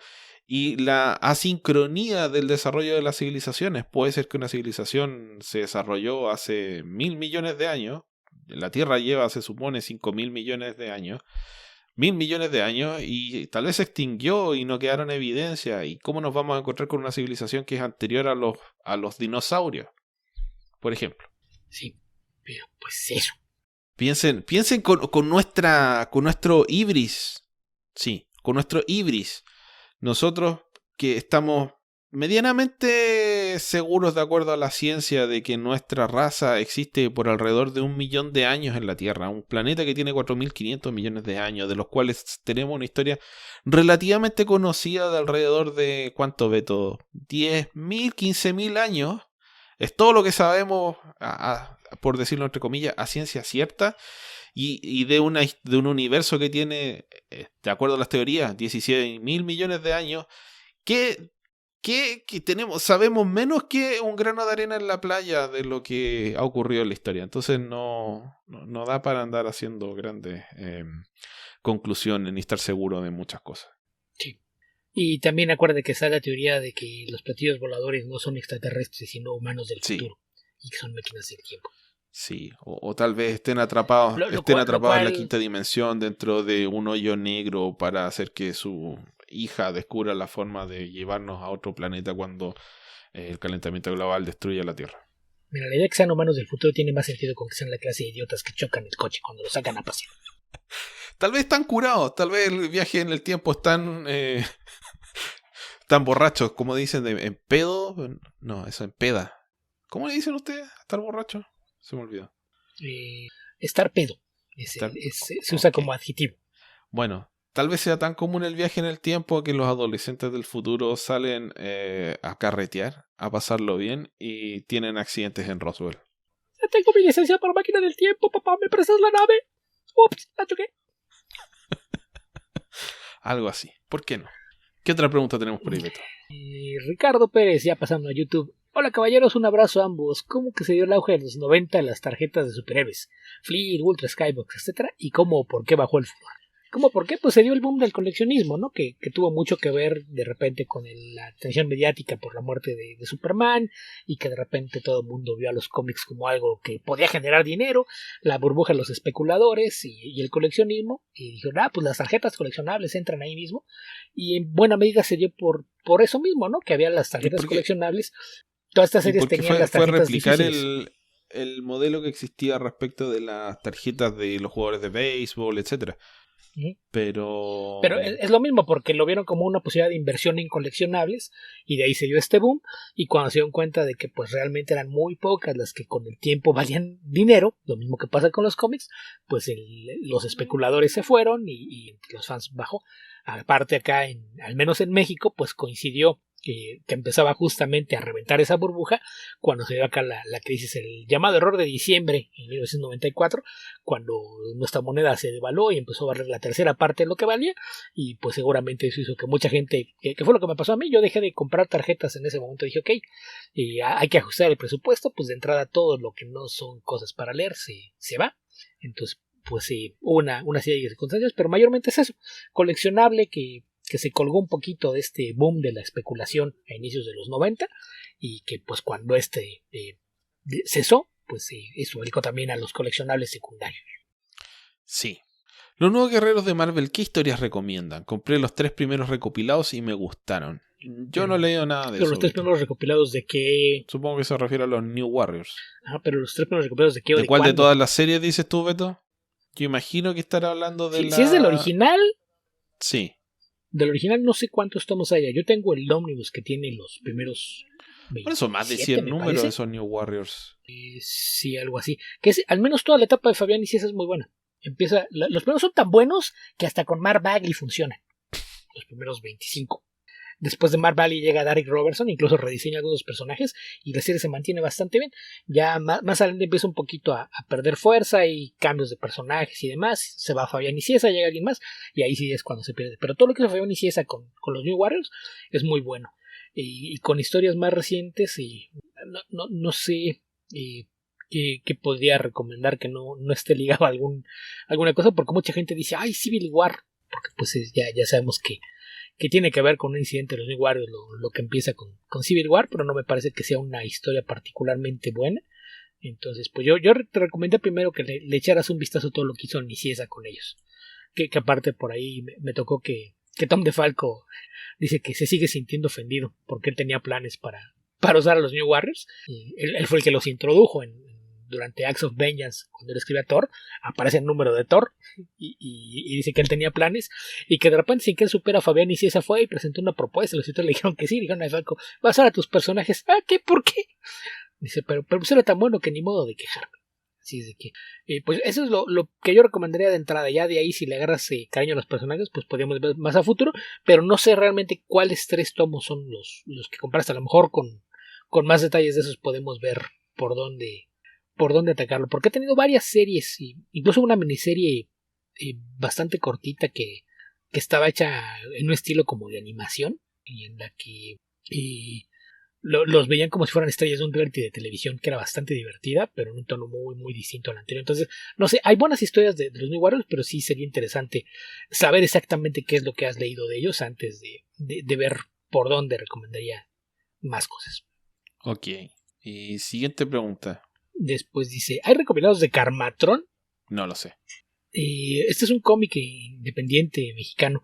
No hay compilados como tal. Cuando salió era un cómic que se publicaba en un formato pequeñito, duró más de 200 números. Eventualmente pues dejó de salir un cómic de aparición semanal, aparte hecho por una sola persona, lo cual es bastante complicado, que es algo que siempre he mencionado, que Óscar González Loya era un ejemplo de disciplina. Publicar un cómic de 32 páginas semanalmente y no interrumpirlo durante algo así como 10 años, pues la verdad es que es algo que es un mérito, pero pues obviamente el mercado no estaba para hacerle esas cosas, eventualmente lo suspendió y luego lo relanzó en un formato más como novela gráfica en tamaño carta, del que son muy pocos números. Después hubo varios otros intentos de lanzarlo, entonces ha habido muchos arranques en falso de la serie, pero hasta donde sé nunca ha habido compilados, aunque sí han tenido varias veces planes de hacerlo, pero compilados como tal no existen. Ok, siguiente pregunta. Dice, seguramente ya han platicado de esto, pero ¿hay algún problema entre Alex Ross y Mark Waid? Lo hubo en algún momento, pero ya hicieron las paces. Se pelearon porque tenían diferencias de opinión con lo que serían las secuelas de Kingdom Come, porque pues Ross tiene unas ideas muy, muy cerradas y le puso muchas trabas a Waid para el desarrollo de la serie de Kingdom y algunos otros spin-offs, y Waid pues se quedó muy molesto porque pues hizo cosas a medias, no pudo hacer todo lo que quería, porque Ross lo bloqueó muchas veces, pero ya hicieron las paces y incluso han hecho por ahí apariciones en convenciones juntos. Ok. ¿Hay algún enfrentamiento de Cable contra Kang? No he leído nada de eso. Estuve buscando en este rato y lo único que encontré fue un número de Cable número 57, donde se enfrentan contra Ramatut, y sería, hasta donde yo sé.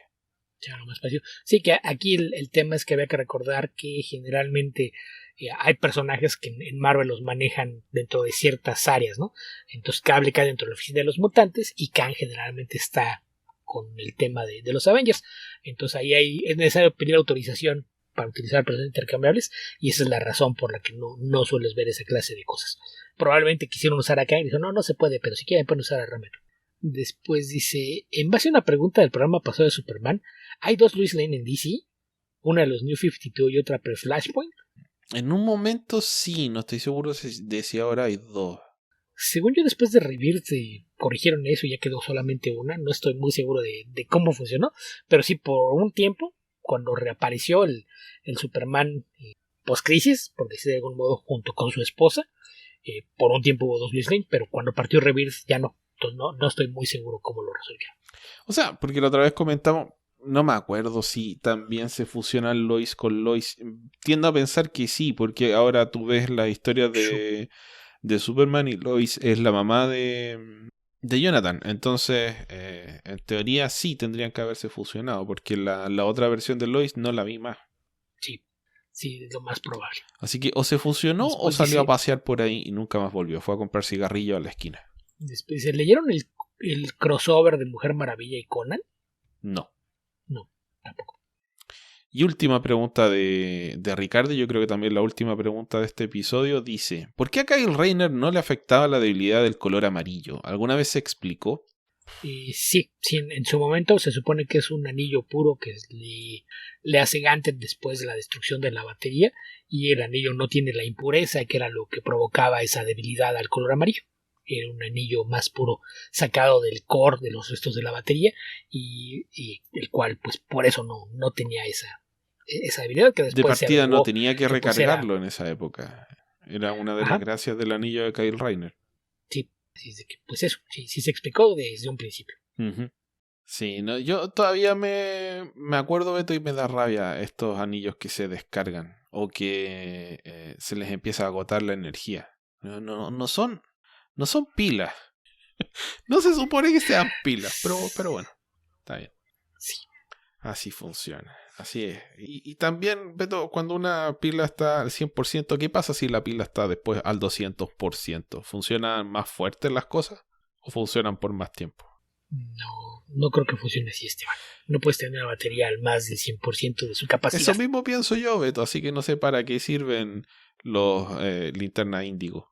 Es un absurdo, pero pues es Jeff Jones, no es como si tuviera mucha lógica nada de lo que hace. Sí. Está al 200%. En fin. Con eso estamos llegando al final de este nuevo episodio de Comic Verso. Nos quedaron bastantes preguntas, así que vamos a tratar de ponernos al día de a poco. No tantas, son nada más 5 son las que quedan pendientes. Y todas eran de esta semana, entonces al menos no se siguen acumulando y le dimos un bajón al backlog que se estaba formando.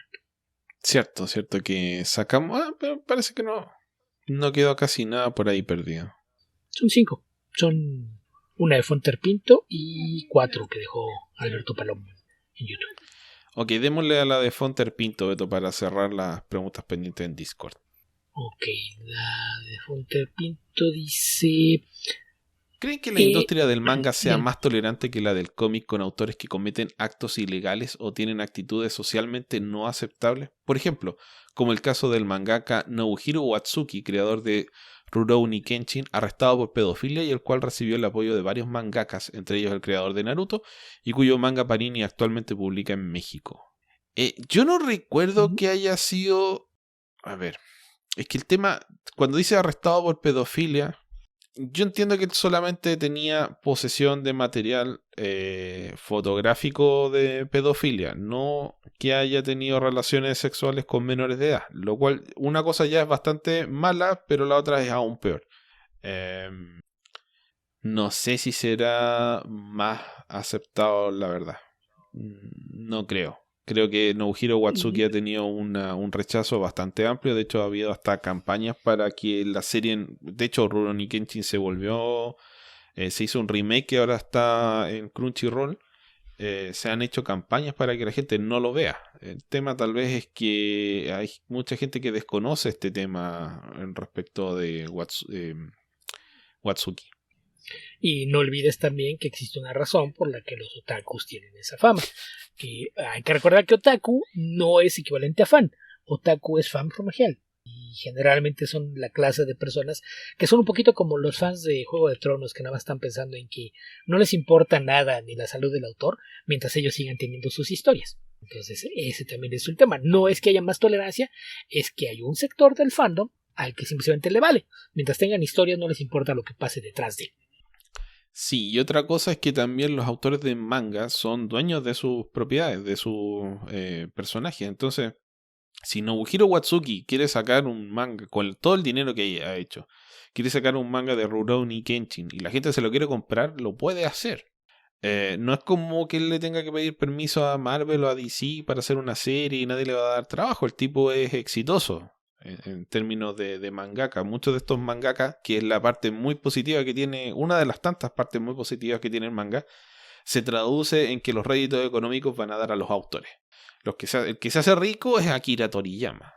La Shonen Jump también le va bien, pero el que se hace rico es Akira Toriyama. Entonces, en realidad eso es, así funciona en casi todo el mundo, salvo en Estados Unidos. Sí. Recuerda que en España, que nunca lo comentamos, cuando falleció Francisco Ibáñez, el creador de Mortadelo y Filemón, cuando escribió su obituario, por ahí hay una mención a esto, que él tenía una demanda con su editorial cuando se cambió de editorial, que la editorial lo había despedido y había seguido publicando a Mortadelo y Filemón. Fue a la corte y la corte determinó que el trabajo creativo no puede ser work for hire, que era obra suya. ¿Qué es lo que yo digo, Beto? Es el único país que lo acoge es Estados Unidos. Sí, es el único país donde funciona así, y dependiendo de los contratos, a veces también en Inglaterra, como toman como molde lo que hacen en Estados Unidos, y lo mismo pasa por acá en Latinoamérica, las editoriales tienden a hacer contratos en los que ellos son los dueños de todo, no importa la forma en que se haya creado. Uh-huh. Así que eso te podemos decir, pero tampoco es un tema en el que haya ahondado demasiado. Pero algo me he enterado porque justamente es uno de estas animaciones que me gustaba mucho cuando empezó, que debe haber sido 96, 98, por ahí tal vez. Pero también es un anime bien irregular. Tiene algunas historias excelentes y unas historias que son pésimas, bien malas. Y se traduce eso en que a veces estés muy entusiasmado viendo, por ejemplo, cuando el señor Shishio dice: yo soy el más fuerte y por lo tanto te voy a transformar en mi alimento. Y le pega un mordisco y le come el hombro a Samurai X, a Rurouni Kenshin, a Kenshin Himura. Y otros momentos en los que esté Santa Magdalia y los católicos ahí en Japón y tú dices: ¿a quién me importa? ¿A quién le importa esto?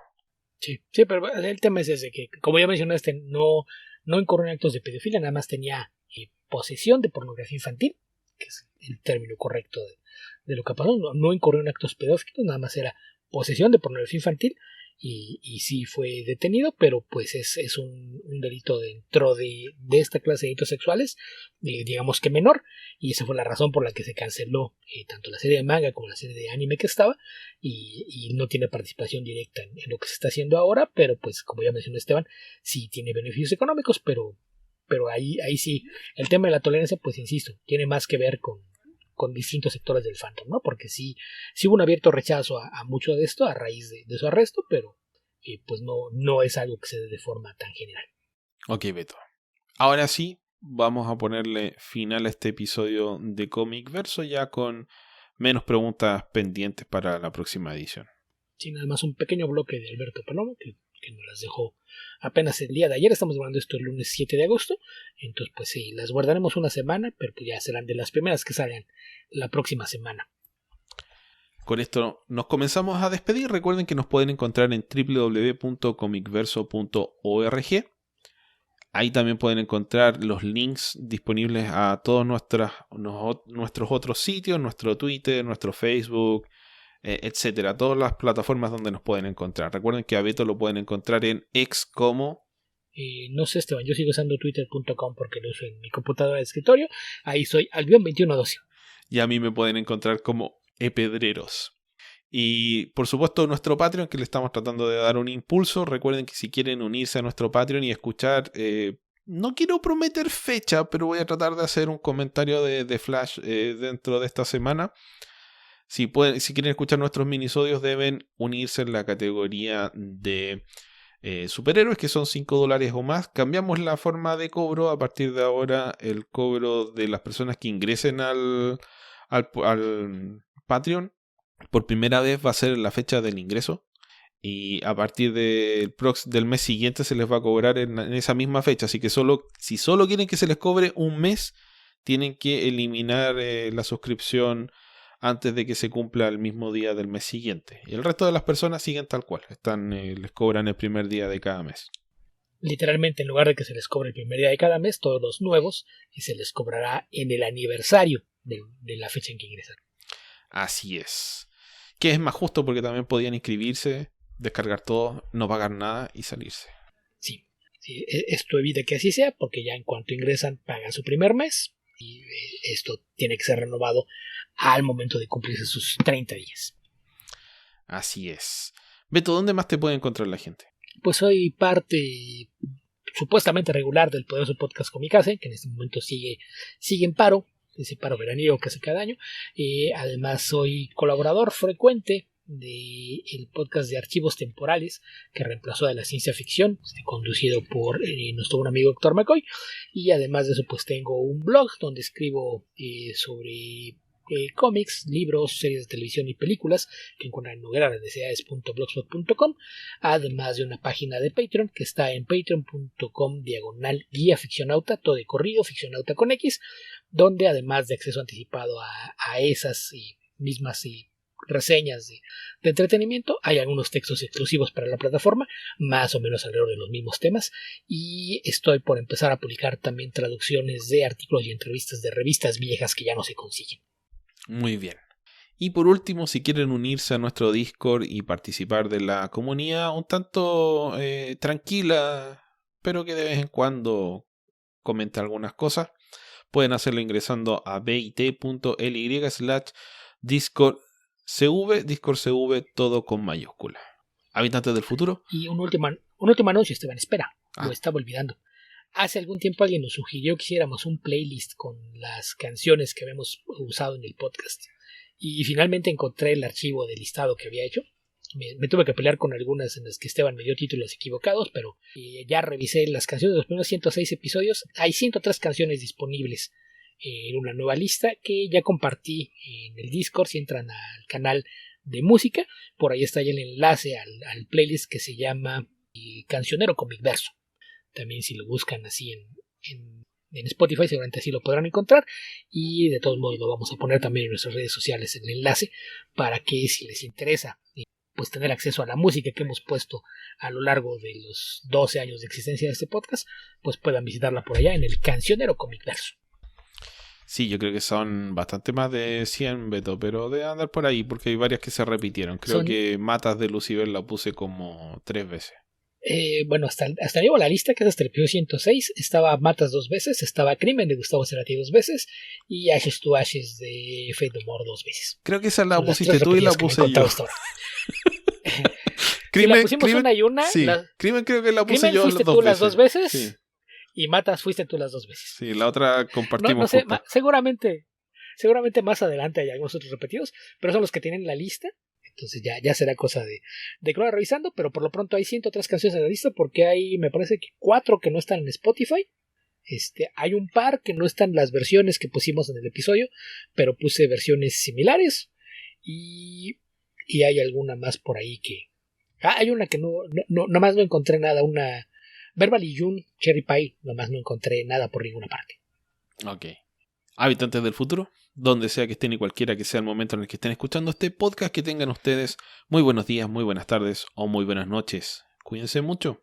Hasta la próxima.